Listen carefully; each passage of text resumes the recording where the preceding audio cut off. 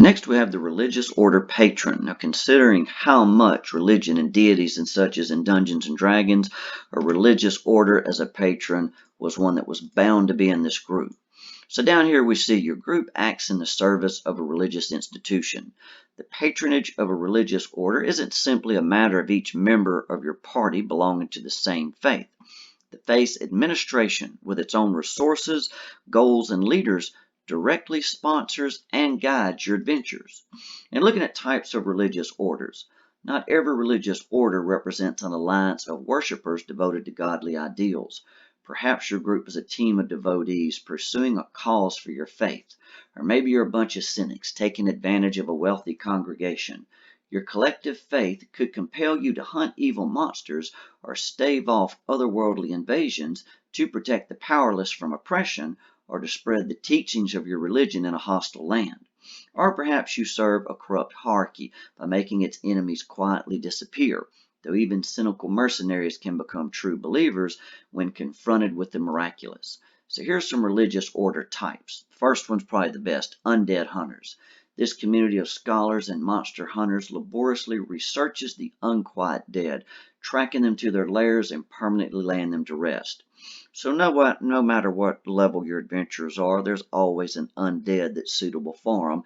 And note, they even mentioned lair right there. That's a giveaway. Second, devout scholars. This federation prizes knowledge and text pertaining to their god. They collect rare holy books and record the life stories of miracle-working prophets. Number 3, Relic Collectors. This order of archaeologist monks seeks to fill their museum-like temple with storied holy relics. Number 4, Charitable Missionaries. Adhering to the belief that religion empowers civilization, this order travels far to help the downtrodden, seeking to draw new believers by their virtuous example. 5th, Militant Inquisitors. This dogmatically rigid hierarchy seeks to stamp out all threats to their beliefs.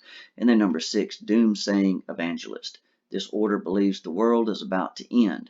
They're convinced that if they persuade everyone else of this fact, they might stave off the impending doom.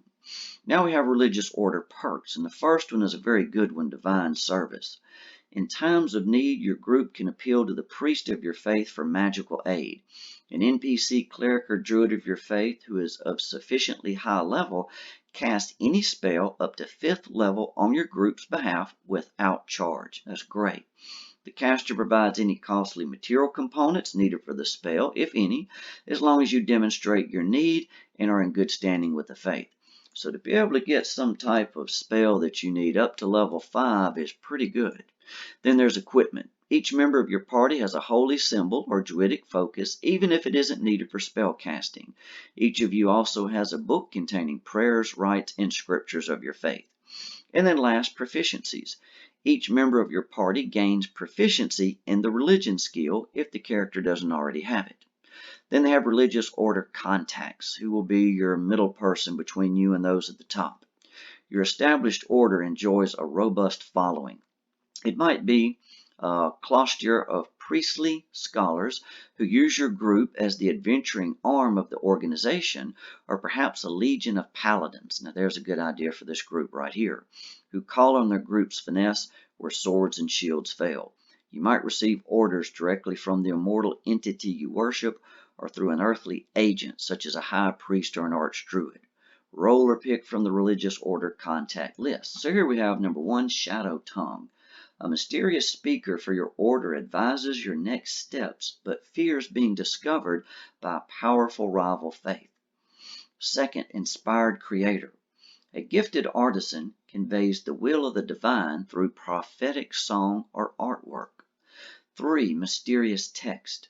The gradual translation of a secret holy text points you towards the next step of a divine destiny. Number 4, Fierce Inquisitor. A severe hierarch directs you to cleanse wickedness from a region, from the order, or from within yourself. 5, Beloved Healer. A famed healer guides you to where you'll be needed most, even if their reasons are unclear until you arrive.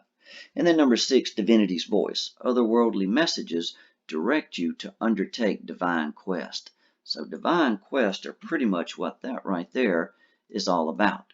And then we have here the religious order members, what you might be doing for the order. Your primary duty to a religious order is to further your God's reach. That obligation ranges from proselytizing or performing religious services to meting out divine punishments or recovering lost relics. Beyond that, the needs of your order vary widely. Your order relies on your group due to your particular skills or perhaps because it's a divine whim. So here's the religious order member roles, maybe as a counselor, defender, ascetic, inquisitor, emissary, or chosen one. That's an interesting one there. And here are the religious order quests that go with them. The services you provide your religious order vary depending on the deity you serve and your party's aptitudes, whatever it is you're good at. Regardless, religious orders are opposed by antagonistic faiths, foes whose rivalry with your order emulates the conflict between your respective gods. Some religious orders also hunt and destroy fiends, undead, or other beings they consider abominations. So there's some good quest ideas there. Seeking to rid the world of their influence. Others root out heretics, real or imagined, to demonstrate the primacy of their deity. So here's the religious order quest table here. Number 1, safe escape. A band of the faithful wandered into territory hostile to your order. You must find them and escape them to safety, escort them to safety. So maybe they've been captured. Number 2, relic recovery. You seek a lost symbol of the order discovered in a dangerous place or in the hands of an enemy. Think about some kind of relic maybe that's already in some one of the books for D&D already. Number 3, occult hunt. You hunt a cell of zealots dangerous to your order or mortals at large. Number 4, desperate pilgrimage. You protect members of the order as they participate in a pilgrimage that takes them through dangerous lands, so being a safe escort. Number 5, expunge heresy. You seek out the source of blasphemy that's taken root within the order, so a little investigation within. And 6, prevent prophecy. A rival order stands on the cusp of fulfilling a prophecy with deadly ramifications. You strive to undermine their blasphemous agenda. So you just think about how many temples, holy temples, all sorts of things you see in all the D&D adventures. This leaves a lot of potential quest ideas. So until next time, good luck and good gaming.